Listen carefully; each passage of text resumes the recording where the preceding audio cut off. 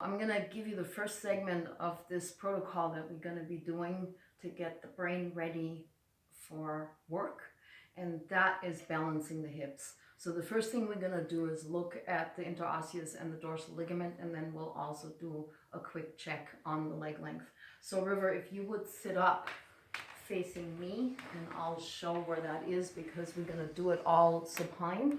And so what we're going to look for is we're going to look for the SI joint, which is right here, and then we're going to drop down and slightly in. So it's about an inch down and slightly in. We're going to follow where the sacrum goes, and the interosseous sacroiliac ligament holds the sacrum and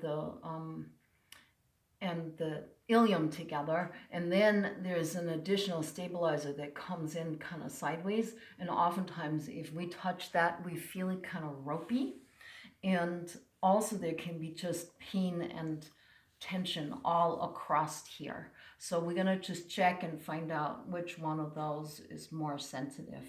Do you have one more sensitive than the other? Yeah, the left side. Okay, so I'm going to have her lay back down, and then I'm going to just put my finger right in this spot and hold it. So if you would lie down for me.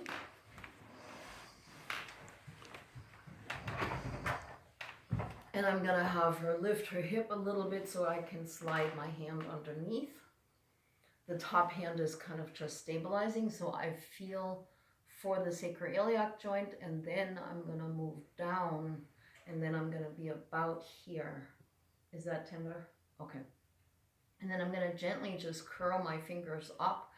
For most people, it's going to be a little uncomfortable. That's one of the few places where we just kind of have to hang with that until that ligament relaxes.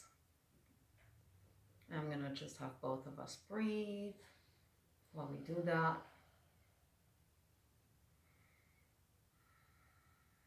Let the body know it's safe to let go.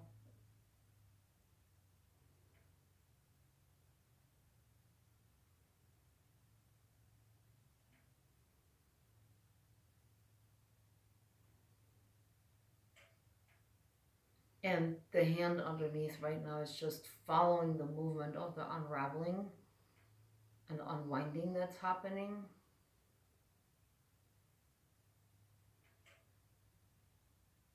Yeah.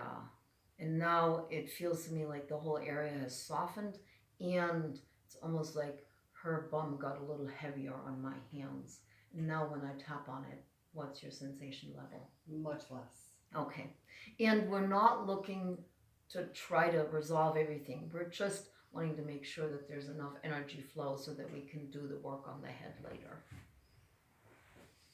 Now we're going to check and see how her leg length is. Her leg length is pretty even. Her right leg is just a teensy short. So if we want to add a little balancing of the hips, sometimes the ligament work does it by itself, but sometimes you can just do a simple way of exaggerating what you see. So the right leg is a little short, so I'm going to compress it into the hip. And I'm going to wait for it to push back out as it recognizes its own situation here. Nice. And then I'll gently pull on it to integrate it. And then the one that was longer, just by a smidgen, I'm going to gently pull on it and wait for it to come back. There. So now I've felt her kind of, her leg pulling back a little bit. And then I'll follow that along. And then I'm also going to put my hands on the hips, and I'm going to just check which side goes down easier. The right goes down easier, which goes along with her slightly short leg. And I'm going to just exaggerate that. And then if you want to, you can even add an isometric. So River, if you would gently push your left hip down into the table, into my hand, very gently.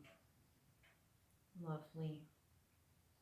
And that's something that you can do on your own to take that rotation out of your hips. Lovely, and relax. Okay, so that's that piece.